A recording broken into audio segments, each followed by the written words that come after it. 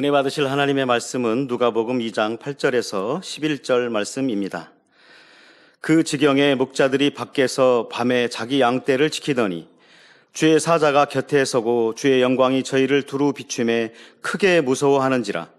천사가 이르되 무서워 말라. 보라, 내가 온 백성에게 미칠 큰 기쁨의 좋은 소식을 너희에게 전하노라. 오늘날 다윗의 동네에 너희를 위하여 구주가 나셨으니 곧 그리스도 주시니라. 아멘. 샬롬 성가대 찬양과 니시 오케스트라의 연주가 있겠습니다.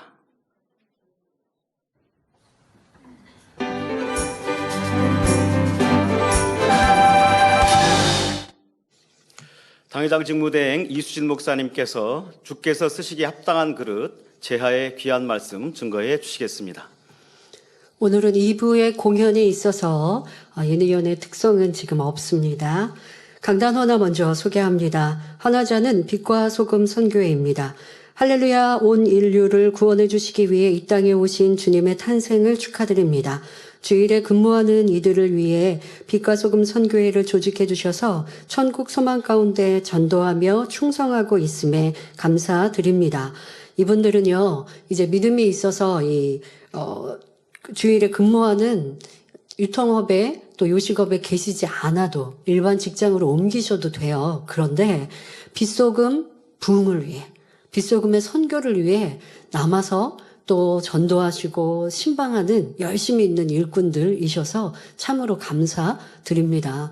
어찌하면 부흥할까? 어찌하면 잃은 영혼을 찾을까라는 마음으로 휴일 중간에 쉬는 날이 있으면 또 전도지도 돌리시고요. 이제 본인들의 백화점 근무한다 그러면 위층, 아래층에 누가 근무하는지 장결자를 또 찾아서 항상 돌아보는 이런 열심히 있는 일꾼들인데요. 감사드립니다. 권세 있는 말씀으로 변화될 수 있도록 이끌어주시는 직무대행님과 빛과 소금 선교회를 품고 기도해 주시는 원장님께 감사드립니다.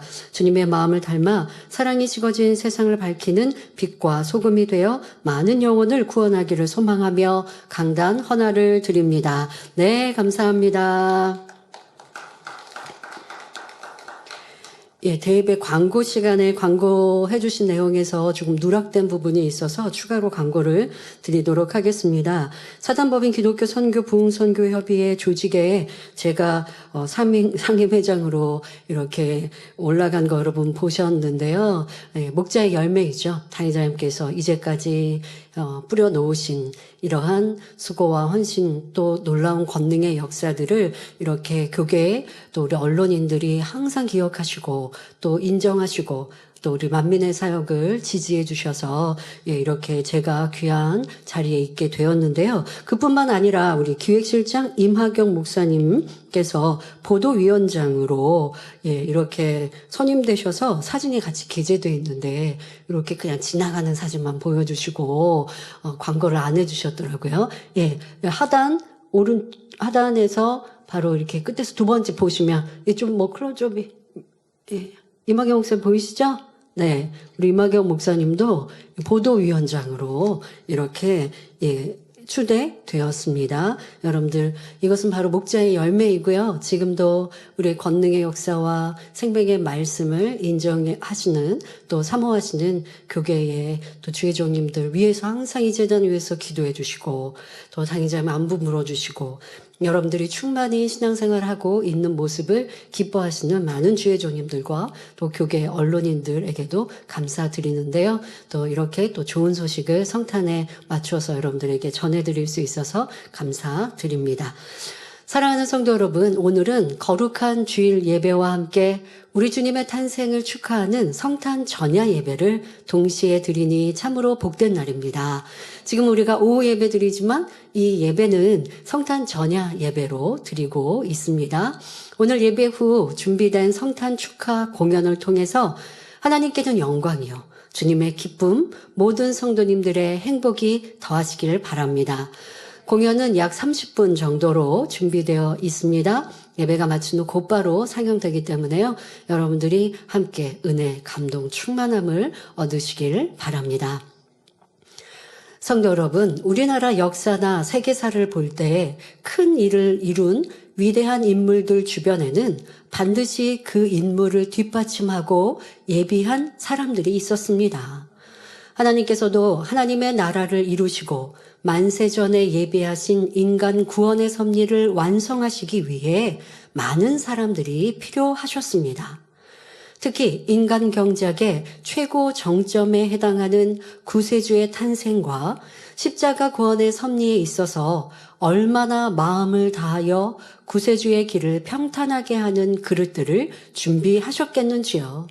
그냥 미리 예비하지 않으시고 미리 가장 합당한 일을 뽑아 놓으시고 준비해 놓지 않으시고 그냥 흐름에 따라 그때그때 하지 않으셨다는 거예요. 누가 가장 합당하게 예수 그리스도 주님의 길을 예비할 수 있는지, 예수님의 탄생의 때에 누가 어떻게 함께 축하하며 필요했는지 아버지 하나님은 가장 적절히 준비해 놓으셨다는 것이지요. 만세전부터 구세주를 예비하신 하나님께서는 첫사람 아담이 범죄한 후 에덴 동산으로 쫓겨나 이 땅에서 인간 경작이 본격적으로 시작될 때부터 구세주, 곧 메시아를 보내주신다 약속하셨습니다.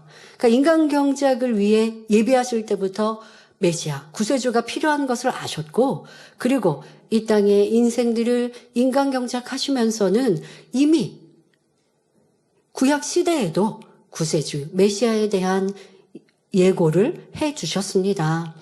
곧 때가 되면 여자의 후손이 나타나 원수마귀의 진을 파하고 인류를 구원할 것이라 말씀하셨지요.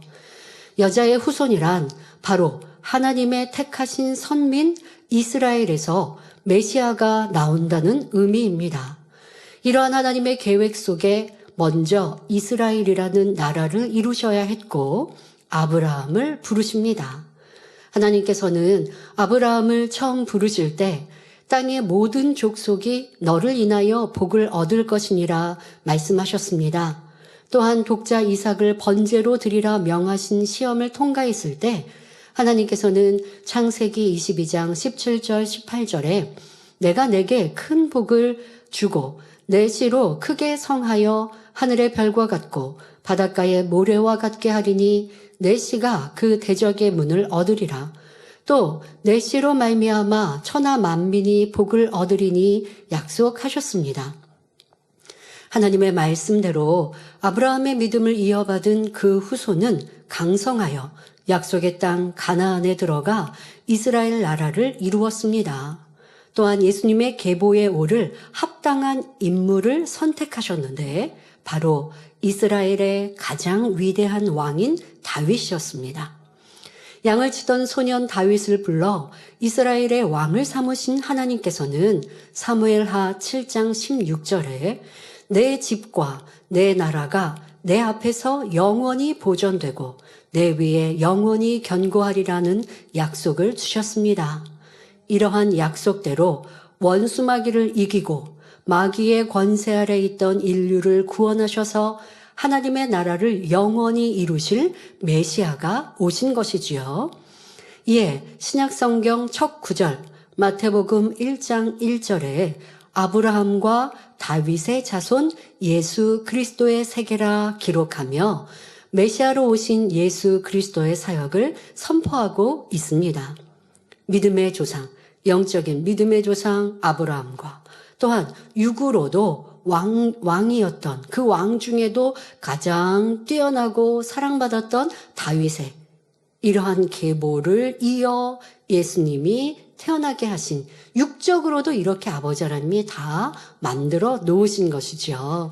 그러므로 하나님께서는 예수님을 예비하는 자 없이 홀로 이 땅에 보내신 것이 아니라 꼭 필요한 사람들을 각 분야에 예비하셨습니다.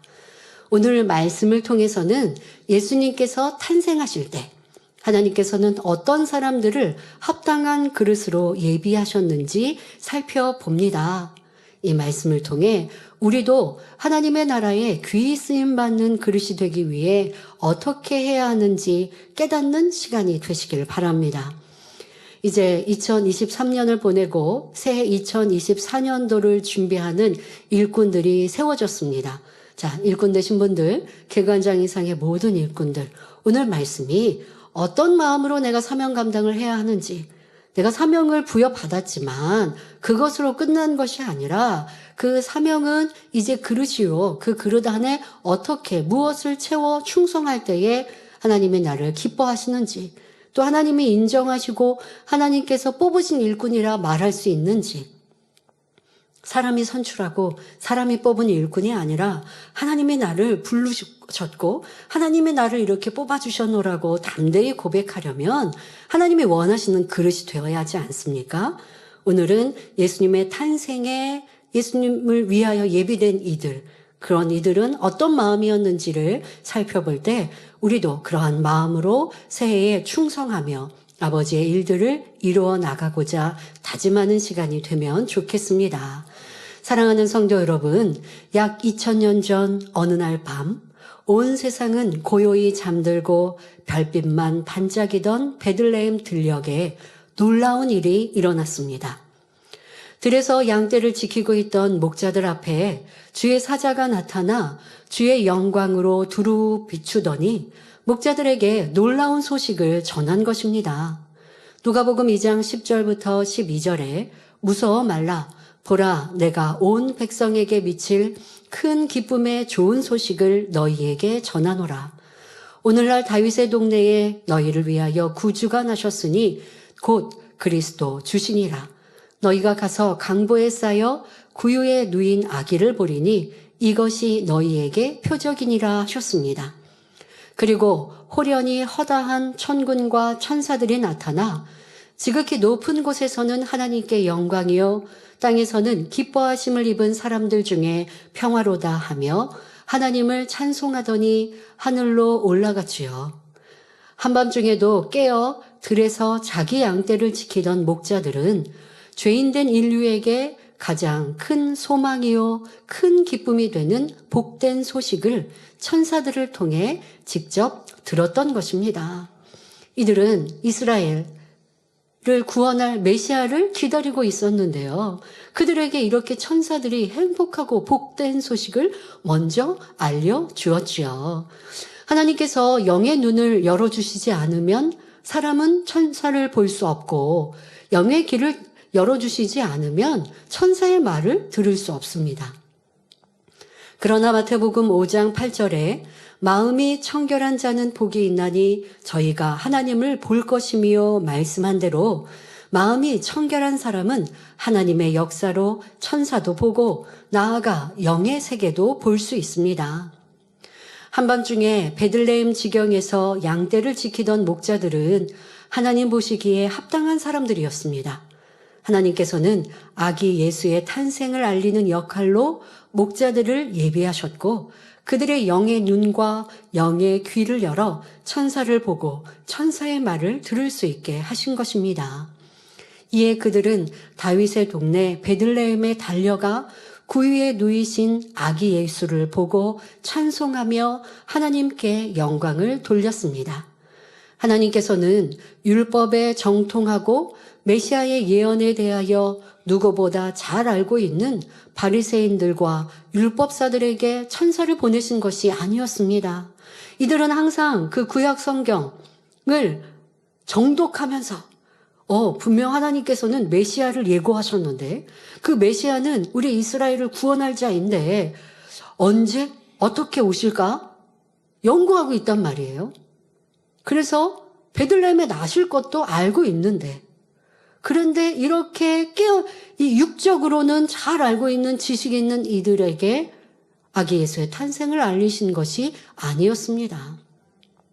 비록 배움이나 학식이 적더라도 하나님을 경외하고 메시아 탄생을 알렸을 때 그대로 받아들일 수 있는 마음이 청결한 목자들에게 주의 사자를 보내셨다는 사실입니다. 그러면 왜 율법자들, 왕족들에게 알려주시지 않았을까요? 그들은 자기 유익을 따지거든요. 아기 예수님의 탄생, 그러니 아기 예수님이 탄생했을 때 분명히 동방박사가 와서 그들에게 말했지만 헤롯 왕은 싫어하지 않습니까? 그리고 예수님의 탄생하심을 들을 때 도리어 죽이려 하지 않습니까? 왜? 내가 왕인데. 그런데 메시아가 나타나면 그 메시아를 사람들이 존경할 것이고 따를 것이고 그러면 내 권세가 또 내 위치가 두려워지는 이런 계산과 자기 유익을 구하는 사람들은 아무리 메시아가 오셨다 할지라도 받아들이는 것이 싫은 것이죠. 자, 이러한 육의 모습들, 자기 명예, 권세를 따지는 이들은 하나님께서 쓰실 수 없고 하나님의 역사를 보아도 무시하고 또 부정하는 모습으로 나오는 것을 봅니다. 오늘날도 마찬가지입니다. 놀라운 권능을 보여주며 생명의 말씀을 전하여도 마음문을 닫고 의심하며 판단하는 사람들은 하나님의 역사를 체험하지 못하며 응답과 축복을 받지 못하는 것입니다. 여러분들도 크고 놀라운 하나님의 권능을 우리는 체험했으니 병든이가 내 주변에 있을 때 전도하지 않습니까? 하나님은 이렇게 치료하시는 분이고 우리 교회에서는 이런 권능의 역사로 질병도 치료받고 응답받고 당신의 문제도 해결받을 수 있습니다. 전하는데 받지 않으니까 오지 않죠. 그리고 그들은 병들어 죽어가는 많은 사람들과 문제 가운데 고통받는 이들을 볼 때 여러분들이 참으로 안타깝지 않으십니까? 우리는 안타깝지만 그래서 전하지만 마음을 닫고 있으니 하나님의 역사를 체험하지 못하지요. 그러나 심령이 가난한 자들, 곧 마음문을 열고 사모하는 사람들은 하나님의 역사를 체험하며 하나님을 만나며 축복 받아갑니다. 이런 성도들은 가르침받은 진리대로 순종하니 마음이 청결해지므로 하나님의 사역에도 동참하며 귀히 쓰임받는 그릇이 될 수 있습니다. 사랑하는 성도님들은 단에서 흘러나오는 성결의 복음으로 부지런히 마음을 청결하게 하여 마지막 때 본 제단에 주신 사명을 잘 감당하는 주역이 되시길 바랍니다. 하나님께서 들녘에서 양을 치던 목자들을 불러 예수님의 탄생을 알리시고 예수님께 나와 경배하게 하셨고 또 그들이 이제 나아가 전하지 않았겠습니까? 이렇게 아기 예수님 우리를 구원할 메시아가 탄생하셨노라고 전하는 입술이 되었을 텐데요. 여러분들도 우리가 만난 하나님 또 우리에게 주신 크고 놀라운 하나님의 역사 권능의 역사들 열심히 세상에 전하셔서 이런 아버지 기뻐하시는 아버지의 쓰시기에 합당한 목자들과 같이 이런 하나님의 영광의 도구가 되시기를 바랍니다. 사랑하는 성도 여러분, 구약의 선지자들은 메시아 탄생에 대해 많은 말씀을 예언하였습니다. 메시아의 출생 장소에 대하여는 미가서 5장 2절에 베들레헴 에브라다야 너는 유다 족속 중에 작을지라도 이스라엘을 다스릴 자가 내게로 나올 것이라 그의 근본은 상고의 태초이니라 예언하였고 동정녀가 잉태하여 메시아를 낳을 것에 대하여는 이사야 7장 14절에 보라 처녀가 잉태하여 아들을 낳을 것이요 그 이름을 임마누엘이라 하리라 예언하였습니다. 이러한 동정녀 수태의 예언을 성취하시기 위해 하나님께서는 예수님께서 육신의 몸을 입고 이 땅에 오실 때 누구를 예비하셨나요? 바로 동정녀 마리아였습니다. 다윗의 자손 요셉과 정혼하고 결혼식을 기다리던 처녀 마리아에게 어느 날 하나님의 천사장 가브리엘이 찾아왔습니다. 은혜를 받은 자여 평안할지어다 주께서 너와 함께 하시도다 인사를 한 가브리엘은 이어서 누가복음 1장 31절부터 33절에 보라 내가 수태하여 아들을 낳으리니 그 이름을 예수라 하라 저가 큰 자가 되고 지극히 높으신 이의 아들이라 일컬을 것이요 주 하나님께서 그 조상 다윗의 위를 저에게 주시리니 영원히 야곱의 집에 왕 노릇 하실 것이며 그 나라가 무궁하리라 하고 하나님의 말씀을 전했습니다. 그런데 마리아는 요셉과 정혼은 하였지만 아직 동침하지 않았는데 아이를 잉태한다는 이 말씀은 선뜻 받아들이기 어려운 것이지요. 그러니 나는 사내를 알지 못하니 어찌 이 일이 있으리이까? 라고 질문을 합니다. 이런 질문은 그런 하나님의 말씀을 의심하거나 아니면 싫다라고 하는 의도가 아니라 저는 지금 결혼을 하지 않은 사람입니다 라고 하는 질문에 그러니까 궁금하여 여쭙는 마음인 것이지요. 자, 이에 천사는 누가복음 1장 35절에 성령이 내게 임하시고 지극히 높으신 이의 능력이 너를 덮으시리니 이러므로 낮을 바 거룩한 자는 하나님의 아들이라 일컬으리라 라고 성령으로 잉태할 것을 설명하였습니다. 그러니까 남자를 알아 동침하여가 아니라 성령으로 하나님의 능력으로 잉태할 것이다 라고 하신 것이지요. 자, 그런데 이 말씀은 상식적으로 도저히 이해할 수도 없고 받아들이기 어려운 말입니다. 자, 육적으로 볼 때 지금까지 남자와 동침하지 않고 잉태한 일이 어디 있습니까? 이거는 도무지 이해할 수 없는 그런 하나님의 능력이었다라고 말씀하셨으니 하나님의 능력으로는 가능해요. 그렇게 받아들인다 할지라도 육적인 지금 상황이 자, 이렇게 처녀가 잉태하면 어떤 일이 벌어지느냐? 그러한 일들은 간음이지 않습니까? 율법으로는 간음한 여인을 돌로 쳐 죽이도록 말씀하고 있으니 지금 이 마리아가 이런 일이 나타나면 바로 하나님의 능력으로 처녀인데 잉태하는 이런 일이 일어난다면 육적으로 죽임을 당할 수도 있는 일입니다.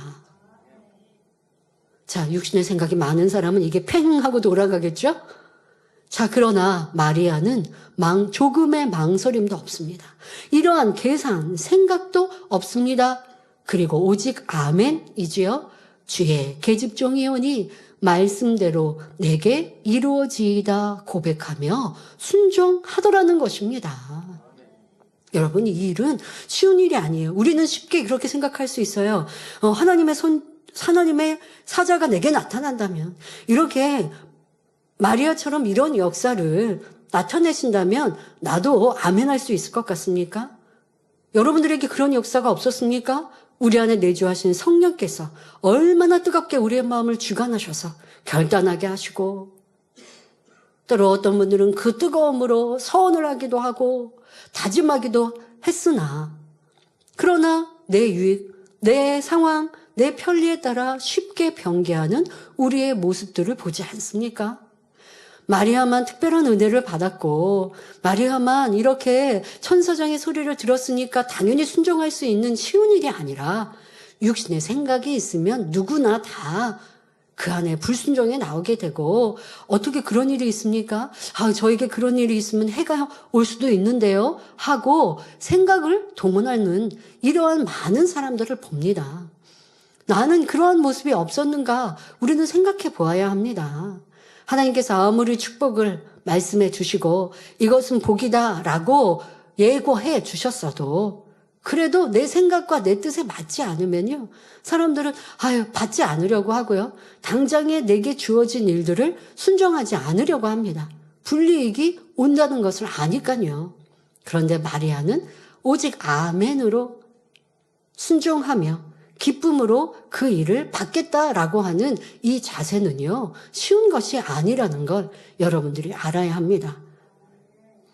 자, 마리아의 마음에 악이 없고 성결하여 비진리에 속한 육신의 생각이 없기에 이렇게 순종할 수 있었다는 것입니다. 쉬운 것이 아니에요, 여러분. 이건 대단한 순종이고 아멘이고 희생이죠. 나는 조금도 없는 모습입니다. 하나님은 이런 이들을 필요로 하십니다. 그런 이들을 들어 사용하시죠. 우리가 성령 충만할 때는요, 다 그런 마음이에요. 주를 헌신하고 충성하리라 라는 마음이거든요. 그런데 이 성령 충만함을 잃고 기도가 식어지면 그러면 내게 유익되는 거, 유익되지 않는 것을 따지게 되고요. 내가 이렇게 충성하는데 왜 알아주지 않습니까? 내가 이렇게 충성했는데 불이익을 받았는데요? 라는 계산이 앞섭니다. 동정녀 마리아에게는 그런 어떠한 계산도 육의 모습도 욕심도 없었다는 것입니다. 무엇보다 육신의 생각이 조금 더 없었지요. 육신의 생각은 하나님과 원수가 되고 하나님의 법에 굴복하지 못합니다. 사람이 육신의 생각을 동원하는 이유는 마음에 하나님의 말씀을 거스리는 비진리가 있기 때문이죠. 여러분들도 우리 욥기 강의에서도 육신의 생각 많이 강조하니 육신의 생각 없으면 좋겠어요. 그런데 왜 육신의 생각이 나올까요? 왜 불순종이 나올까요? 내 유익을 구할까요? 바로 마음에 비진리가 있기 때문이죠. 그 비진리가 있고 악이 있으면 하기 싫어도 육신의 생각이 나오고요. 어떻게 그렇게 내 유익대로 잘 굴러가고 계산하는지, 내가 이렇게 계산이 빠른 사람이었나 싶은 만큼 육신의 생각이 나오는 것, 바로 마음 안에 비진리가 있기 때문입니다. 자, 그런데 마리아는 마음에 비진리가 없었고 삶 속에 비진리를 담지 않았습니다. 더 나아가 하나님의 말씀만 담는 여인이었던 것을 성경을 통해 알 수 있습니다. 그러니까 여러분들도요, 나는 태어날 때 너무나 많은 내 부모, 형제, 환경을 보니 비진리를 가지고 담고 태어났고 그렇게 살아왔으니까 이렇게 육신의 생각이 없다는 거는 불가능해요 하지 마시고요. 있는 비진리는 버리기 위해 열심히 노력하시고 지금 이제 우리의 삶 속에 비진리를 담지 마세요. 근데 우리의 삶 속에서도 매 순간순간 너무 많은 비진리를 담아가는 거예요. 예를 들어 누가 판단, 정죄하는 말을 하면 귀 기울이죠. 그리고 그것이 내 마음에 담기죠. 누가 불평, 원망하면 저 사람은 힘든가? 하고 육신의 생각으로 또 내 마음에 담죠. 근데 그럴 때마다 진리로 분별하여 그러면 안 되지. 나는 항상 기뻐하고 감사해야지 하면 그런 사람은 진리를 담는 거고. 태어나서 성장하는 과정만 마음 안에 담는 게 아닙니다. 지금도 우리는 계속하여 진리를 담을 수도 있고 비진리를 마음에 담을 수도 있습니다. 항상 깨어서 진리만 마음에 담고 마음에 있는 비진리는 벗어버리기를 힘써 노력하십시오. 마리아는 이미 성장한 삶 속에서도 진리를 항상 담습니다. 누가복음 2장 19절에 마리아는 이 모든 말을 마음에 지키어 생각하니라 라고 기록되어 있는데요. 이는 예수께서 탄생하셨을 때 목자들이 찾아와 천사가 전한 기쁨의 소식을 마리아, 이 부모님께 설명합니다. 저희가 들녘에서 이렇게 양을 치고 있는데 큰 찬란한 빛이 임했고 천군 천사가 와서 찬양하였고 이랬던, 앞서 여러분들 목자들이 천사를 만났던, 예수님의 탄생 소식을 들었던 이러한 일들을 목자들이 이 부모님께 설명하였단 말이에요. 그때 동정녀 마리아는 그 얘기를 조금 더 의심하지 않고 마음에 담았다라는 것입니다. 듣고 기뻐하고 할 수 있죠. 그러나 많은 사람들은 하나님의 말씀을, 진리를 듣고 잊어버리니까 내 안에 담겨지지 않으니 하나님이 귀 쓰실 수가 없는 거예요. 그런데 동정녀 마리아는 이런 하나님의 뜻과 진리를 듣고 마음에 담고 그대로 예수님을 귀히 여기고 섬겼던 것입니다. 예수님께서 12살 되던 해에 6월절을 맞아 예루살렘 성전에 가셨을 때 절기를 마친 후에 있었던 일입니다. 절기를 마친 후 이제 집으로 돌아오는 상황이죠. 그런데 12살 되신 예수님께서는 성전에 남아 율법의 선생들과 대화하고 계셨습니다. 그런데 이 상황을 알지 못했던 마리아와 요셉은 이제 집을 향해 길을 떠났지요. 이미 사흘길을 간 후에야 예수님이 아니 계신 걸 알게 된 요셉과 마리아가 이제 서둘러 예루살렘 성전에 돌아와 선생들과 함께 있는 예수님을 발견하였습니다. 이에 예수님에게 다가가 어찌하여 우리에게 이렇게 하였느냐. 그러니까 아니 부모와 떨어져서 이렇게 성전에 그냥 있으면 어떡하냐라는 얘기를 하는 것이죠. 자, 이렇게 묻자 예수님은 어찌하여 나를 찾으셨나이까? 내가 내 아버지 집에 있어야 될 줄을 알지 못하셨나이까? 라고 답하였습니다. 이에 대하여 누가복음 2장 51절에는 그 모친은 이 모든 말을 마음에 두니라 기록하고 있습니다.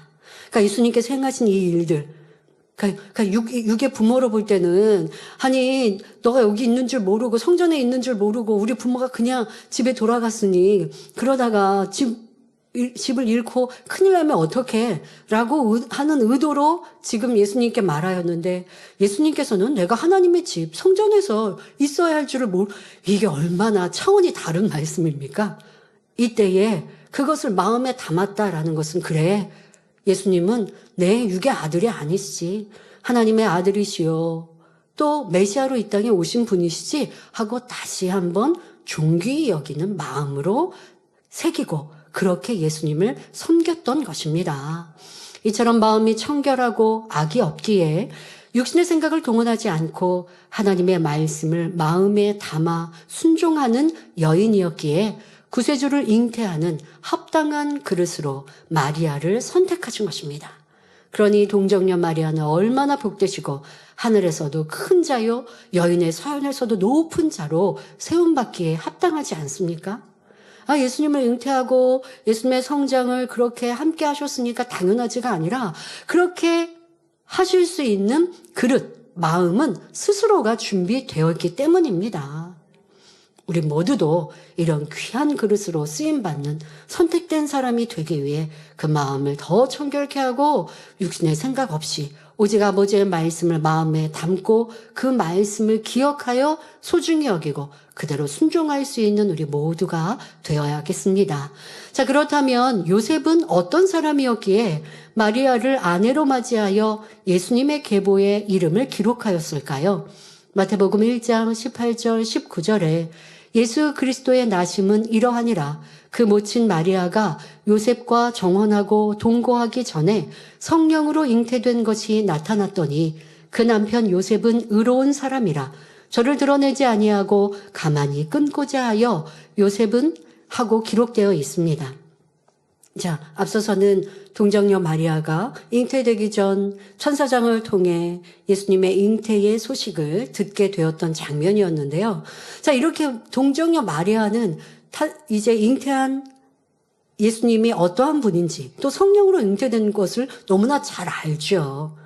그런데 그 이제 남편들 요셉은 이런 상황은 알지 못했는데 소문으로 듣자 하니 이제 나랑 결혼할 이 마리아가 배가 불러온다는 것입니다. 자, 이 상황을 알게 되었던 요셉. 행복한 가정을 꿈꾸며 혼인을 기다리던 요셉에게 얼마나 청천벽력 같은 소식이었을까요? 만약 요셉이 의롭지 못하고 선하지 않았다면 당장에 마리아를 찾아가 분노를 쏟아내고 율법을 거론하여 사람들이 마리아를 돌로 쳐서 죽이게 했을 것입니다. 자, 요즘엔 이러한 일들, 이러한 사회들의 모습들을 많이 보지 않습니까? 내가 해를 당하고 내가 불이익을 당할 때 그냥 그 사람과 해결하는 것, 해결하여 끝나고 아니면 하면 깨끗하면 좋은데 자, 해결되지 않았다고 하면 이제 더더욱 주변에 알려서 내가 당한 괴로움과 어려움을 해결받기를 바라기도 하고 아니면 상대를 매장시키는 이러한 모습도 참으로 많이 보죠. 해결되었어도 상대를 이제 해롭게 하는 이러한 모습들을 봅니다. 이게 사람의 마음인데요. 지금 요셉은 그래하지 않았습니다. 요셉은 의로운 사람이라 마리아를 지키기 위해 이러한 사실을 드러내지 않았고 가만히 정혼을 끊고자만 하였습니다. 그런 요셉의 꿈에 주의 사자가 나타나 마태복음 1장 20절부터 21절에 다윗의 자손 요셉아 내 아내 마리아 데려오기를 무서워 말라. 저에게 잉태된 자는 성령으로 된 것이라. 아들을 낳으리니 이름을 예수라 하라. 이는 그가 자기 백성을 저희 죄에서 구원할 자이심이라 하니라 말씀합니다. 이에 요셉은 주의 사자가 분부한 대로 행하여 마리아를 아내로 데려왔고 아들을 낳기까지 동침하지 않았습니다. 그리고 태어난 아이의 이름을 예수라 하였지요. 요셉은 율법으로 마리아를 정죄하지 않았고 오히려 마리아를 보호하려고 가만히 끊고자 했기에 하나님께 의로운 사람이라 여김받아 합당한 그릇으로 사용된 것입니다. 자, 여러분들의 의는 어떠하십니까? 남을 정죄하고 수근수근하는 진리는 이런데 그 사람은 진리로 합당하지 않았어 라고 스스로는 분별하는 것이 의로우셨습니까? 저 사람은 악해. 저 사람은 이렇게 비질릴 가운데 행했어. 라고 알려주는 것이 의롭다 생각하셨나요? 자, 이 요셉을 통해 하나님은 어떠한 모습을 의인이라 하셨는지, 어떠한 모습이 하나님의 의인지, 나의 의는 분별하는 것, 판단하는 것, 정죄하는 것 이었습니까? 하나님의 의와는 하늘과 땅 차이인 것이죠. 왜 하나님은 나를 귀히 사용하실 수 없는가? 라고 생각해 보며 이 요셉의 의로움이 하나님이 원하시는 의로움, 바로 선임을 알아 이런 합당한 모습이 아니라 한다면 내가 아무리 머리라 할지라도 하나님이 나를 인정하실 수 없고 귀히 쓰실 수 없음을 알아야 하겠습니다. 다음으로 아기 예수께서 탄생하셨을 때 온 인류를 대표하여 아기 예수께 경배드릴 사람들로 선택된 사람들 또한 귀히 쓰임받은 이들이죠. 자, 하나님께서는 이스라엘 중에서 선택하지 않으셨고 멀리 동방의 박사들을 준비하셨다는 사실입니다. 예수님은 유대인의 왕으로 오신 것이 맞지만 결코 유대인만의 메시아가 아닙니다. 예수님께서는 하나님의 아들로서 온 인류의 구세주가 되시기 위해 이 땅에 오셨습니다. 그러니 하나님은 온 인류를 대표해 메시아로 탄생하신 예수께 경배할 만한 사람을 특별히 예비하셨고 친히 인도하여 주셨습니다. 마태복음 2장 1절 2절에 헤롯 왕 때에 예수께서 유대 베들레헴에서 나심에 동방으로부터 박사들이 예루살렘에 이르러 말하되 유대인의 왕으로 나신 이가 어디 계시뇨? 우리가 동방에서 그의 별을 보고 그에게 경배하러 왔노라 합니다. 하나님께서는 별을 통해 동방의 박사들에게 유대인의 왕이 탄생할 것을 미리 알려주셨고 동방에서부터 유대 땅까지 별을 이동시키시며 그들을 친히 인도하셨습니다. 자, 여러분, 지금 우리가 이 별은 이동하는 별이라고 쉽게 이해할 수 있지요. 우리 가운데 만민의 역사 속에 이런 일들을 많이 보니까요. 아니, 별은 그 자리에서 반짝반짝하지 별이 이동하지 않잖아요. 별이 이동하면 유성으로 떨어졌다라고 표현할 텐데. 자, 그런데 별이 이동을 했다라고 성경은 기록하는 일들을 우리도 많이 목도하였습니다. 자, 그런데 별이 이동하는데 이동하는 별 위에 유대인의 왕의 별이다라고 기록되어 있었나요? 그렇지 않습니다. 그런데 이 동방의 박사들은 그 반짝반짝, 유독 반짝이며 크게 빛을 발하는 그 별이 또 움직이는 이 별을 보며 아, 이거는 예산일이 아니야 라고 그 별을 따라오면서 그 별의 의미, 별을 통해 계시하시는 하나님의 뜻을 알아보더라는 것입니다.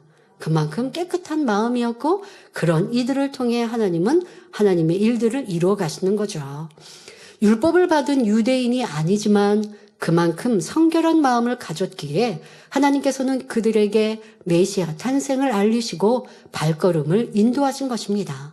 마태복음 2장 9절 10절에 박사들이 왕의 말을 듣고 갈새 동방에서 보던 그 별이 문득 앞서 인도하여 가다가 악이 있는 곳 위에 머물러 섰는지라 저희가 별을 보고 가장 크게 기뻐하더라 하였습니다.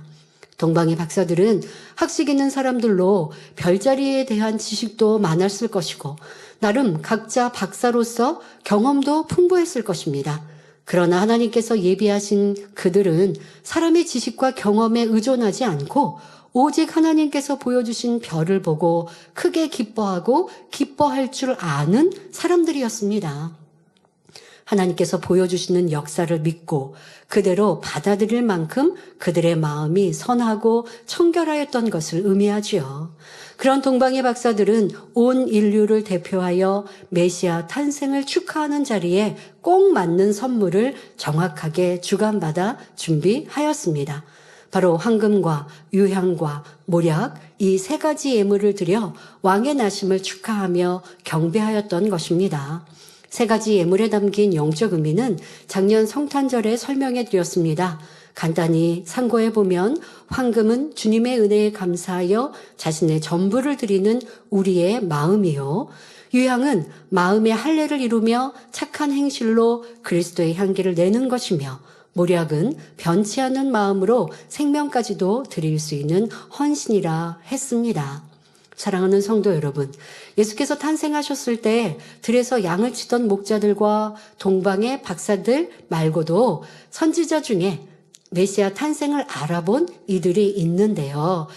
시간 관계상 이 말씀은 줄여야 하겠습니다. 바로 여러분들이 잘 아는 안나 선지자, 시므이라고 하는 이는 메시아를 기다리며 바로 구약에 예언하신 그 말씀을 기억하여서 성전에서 결론을 말씀드릴 텐데요. 성전에서 메시아 오실 그것을 기도하면서 메시아가 오셔서 이스라엘을 구원하신대 하고 그친 것이 아니라 메시아 탄생을 기다리며 기도하며 성전에서 살았던 모습. 이러한 이들은 아기 예수님을 보고도 단번에 알아보았던 모습을 알 수 있습니다. 다 시간 관계상 말씀을 못 드리지만 이렇게 하나님의 뜻을 기다리고 기억하여 기도하였던 이들이 이런 큰 복을 받았습니다. 결론을 말씀드립니다. 사랑하는 성도 여러분, 하나님께서는 마지막 때 성결의 복음으로 인간 경작의 역사를 마무리하시기 위해 친히 본 제단을 세우셨습니다. 성결의 복음으로 세계를 이루도록 당회장님을 목자로 하여 지금까지 많은 일꾼들을 부르시고 변화시켜 오셨습니다. 또한 우리들을 연단하셔서 새 예루살렘에 들어가기에 합당한 깨끗하고 큰 그릇들로 준비하고 계시지요. 우리 성도님들은 메시아를 예비했던 합당한 그릇들처럼 앞으로 다시 오실 재림의 주님의 길을 예비하는 귀한 그릇들로 나와야 합니다. 디모데후서 2장 21절에 그러므로 누구든지 이런 것에서 자기를 깨끗하게 하면 귀히 쓰는 그릇이 되어 거룩하고 주인의 쓰심에 합당하며 모든 선한 일에 예비함이 되리라 하셨습니다.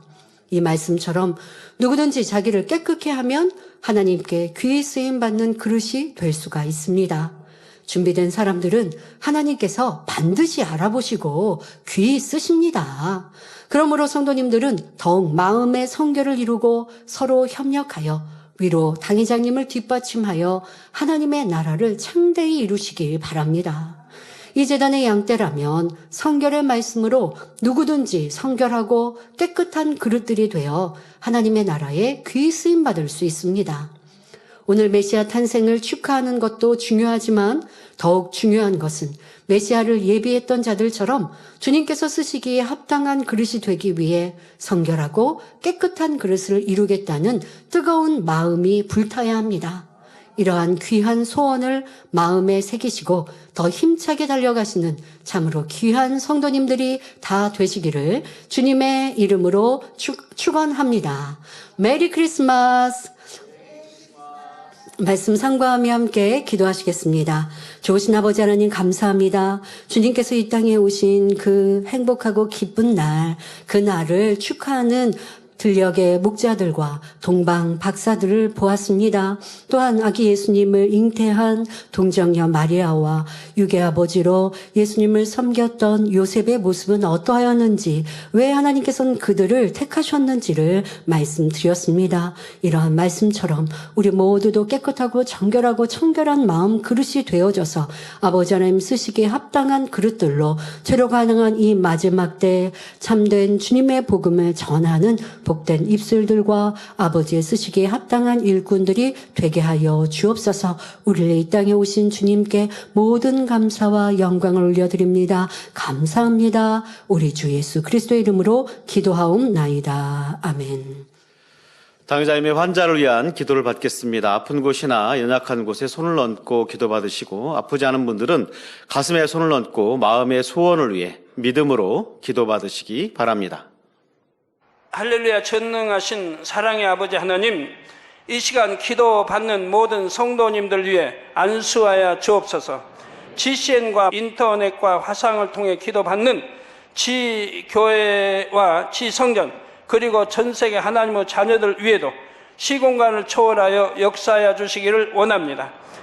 믿어지는 믿음을 주시고 부정적인 생각과 의심의 세력을 물리쳐 주옵시며 모든 시험 환난도 물리쳐 주옵소서. 머리부터 발끝까지 오장육부 뼈 마디마디 온몸의 신경 조직 세포 등 아픈 곳마다 성령의 불로 태우시고 근본의 빛으로 역사하여 주옵소서. 예수 그리스도의 이름으로 명하노니 원수마귀 사단 모든 질병 균 연약함아 물러가라. 빛이여 임하라. 모든 불치 난치병도 성령의 불로 태워 깨끗하게 역사하여 주옵소서. 말라리아를 비롯한 모든 풍토병도 물리쳐 주옵소서. 감기, 기침, 열, 몸살, 독감 등 각종 유행성 질병도 다 물러가라. 어떠한 유행성 질병 균도 틈타지 않게 지켜 주옵소서. 위암, 폐암, 간암, 유방암, 자궁암, 대장암, 피부암 등 각종 암과 에이즈, 백혈병, 뇌졸중, 고혈압, 저혈압, 심장병, 폐병, 위장병, 당뇨, 부인병, 피부병, 갑상선 질환과 모든 염증도 깨끗게 하여 주옵소서. 소아마비, 중풍, 관절염, 디스크도 온전케 하여 주옵소서. 요통, 두통, 신경통을 비롯한 모든 통증은 사라질지어다. 간질, 자폐증, 우울증, 조울증, 노이로제 등 모든 정신질환도 물러가라. 모든 마비된 것도 풀어지고 일어나 걷고 뛸지어다. 눈도 잘 보이게 하옵시고 귀도 잘 들리게 하여 주옵소서. 소경은 눈을 뜨고 기머거리는 들으며 벙어리는 말할지어다. 각종 사고, 후유증도 깨끗게 하시고 부러진 뼈도 붙여 주옵소서. 화상 입은 것도 온전케 하옵소서. 화기야 물러가라. 열도 물러가라. 아버지 흉터도 나지 않게 역사해 주시기를 원합니다. 마약을 비롯하여 각종 약물과 독극물 중독도 깨끗함을 입을지어다. 죽은 신경과 세포가 살아나며 죽은 자도 살아나게 하여 주옵소서. 잉태의 축복도 주시기를 원합니다. 잉태 축복을 받으라. 예수 그리스도의 이름으로 명하노니 원수마귀 사단을 하늘 공중 곳에 잡은 악의 영들아 물러가라. 그의 사자들도 물러갈지니라. 이 땅의 악한 영, 더러운 영, 거짓되고 간사한 영, 이간질하고 미혹하는 모든 어둠들은 물러가라. 모든 흉악의 결박을 풀고 어둠아 물러가라. 빛이여 임하라. 아버지 하나님, 부르짖어 기도할 수 있는 능력을 주시고 죄를 버리고 성결될 수 있는 능력을 주옵소서. 영혼이 잘됨같이 범사에 잘되게 하시고 가정의 복음화도 이루어 주시기를 원합니다. 한 주간도 모든 사고와 재앙으로부터 지켜주시고 불통이 없는 형통한 삶을 살 수 있도록 축복해 주옵소서. 성령의 불담으로 천군 천사와 주님의 불꽃 같은 눈동자로 모든 하나님의 자녀들과 가정, 일터, 사업터를 지켜주시기를 원합니다. 학생들에게 지와 명철을 더하시고 공부도 할 수 있는 뜨거운 마음과 열정도 더하여 주옵소서. 마음과 생각을 세상에 빼앗기지 않도록 지키시고 하나님을 뜨겁게 사랑하는 학생들로 축복하여 주옵소서. 하나님의 자녀들이 먹으나 마시나 입으나 무엇을 하든지 하나님 앞에 영광 돌리는 삶이 되게 축복하여 주시기를 원합니다. 나는 하나님을 만났노라, 체험했노라, 응답 받았노라, 축복 받았노라, 간증하는 입술이 되게 역사하여 주옵소서. 아버지 하나님 감사합니다. 홀로 영광 받으옵소서. 우리 주 예수 그리스도의 이름으로 기도하옵나이다. 아멘.